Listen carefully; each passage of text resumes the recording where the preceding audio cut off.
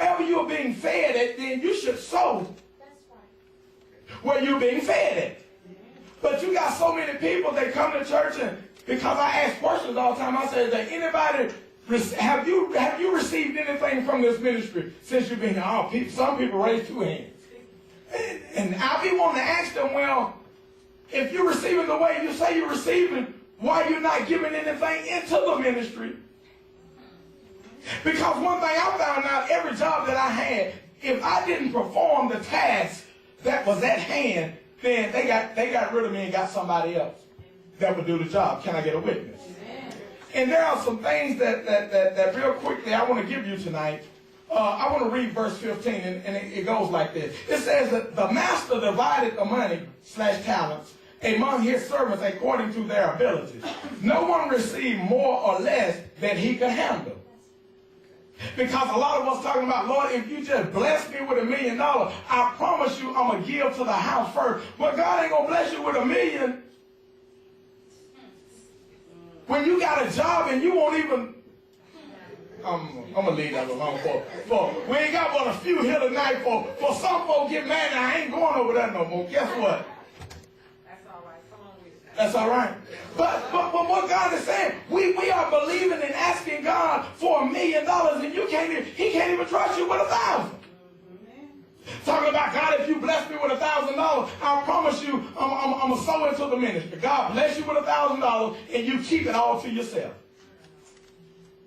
So therefore, God said, I'm going to give according to your ability. So therefore, a good question you need to ask yourself, have you been faithful over what you already have? Or what God have already blessed you with? Have you been faithful with that? Because if you have not been faithful in that area, then guess what?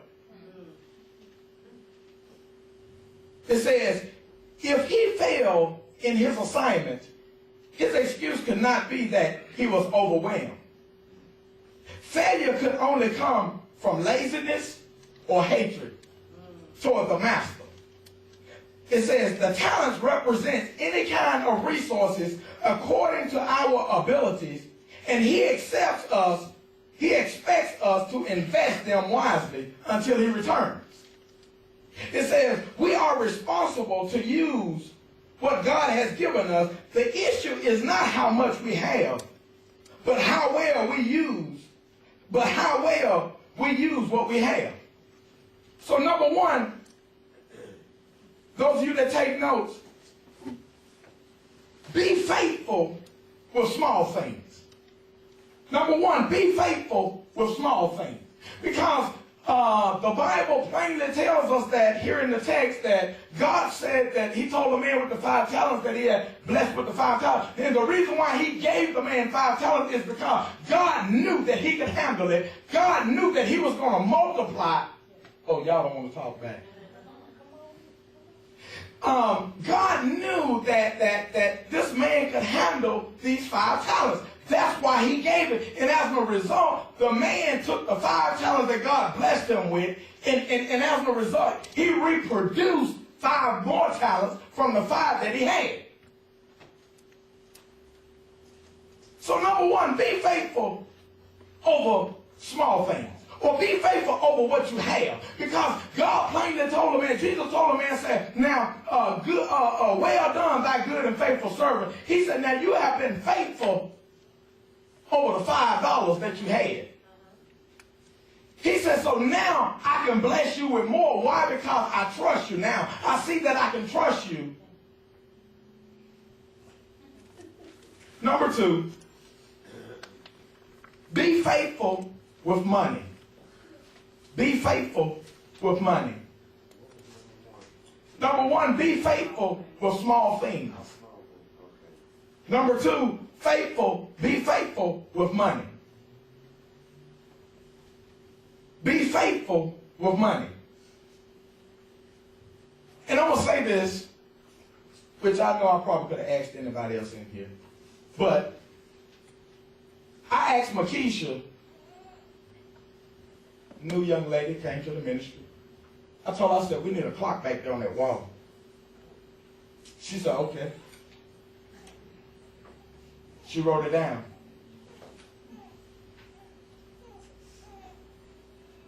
the type of people that God is looking for. Somebody that's going to be faithful with what they with what they already have. Because see, if you be faithful to the house of God, guess what? God going to be faithful. Now, I know we got some scared Christians in the church. Pastor, what do you mean by scared Christians? We got some people that you make $300 a week.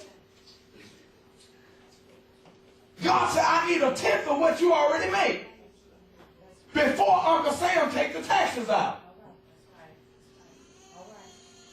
Ain't for $30. But what we do, we'll come to church and give $1. I got a bill to pay.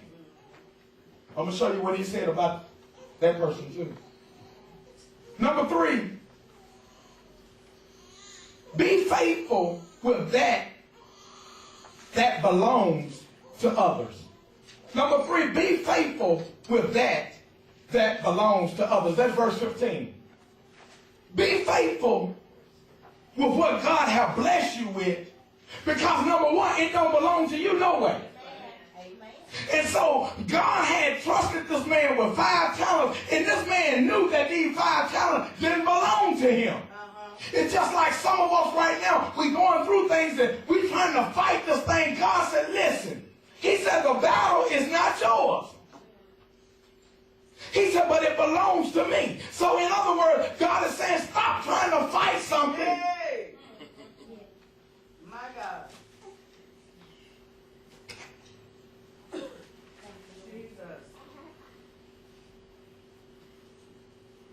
Verse 21, I'm skipping. Verse 21 says, Jesus is coming back. We know this is true. Does this mean we must quit our jobs in order to serve God? No. It means we are to use our time, our talents, and treasures diligently in order to serve God completely in whatever we do.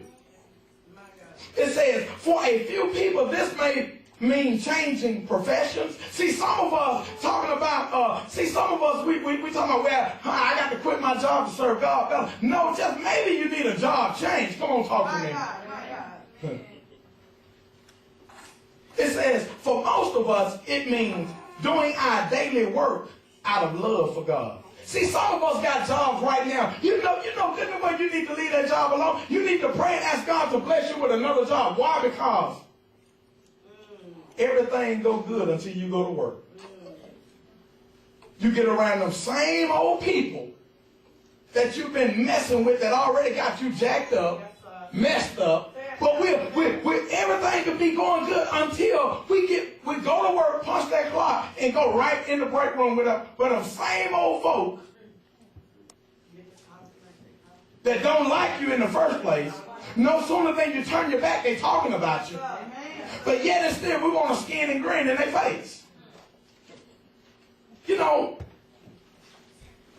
serving God, I found out sometimes less is better. Hello? Pastor, what are you saying? Because, see, some of us need less in order to be trusted with more. 4 things I want to give you tonight real quickly. In your notes, write this down. 4 things to focus on. Number 1, focus on a goal. Because the man that had 5 talents, he knew that he had to, in other words, he knew that he had to make these 5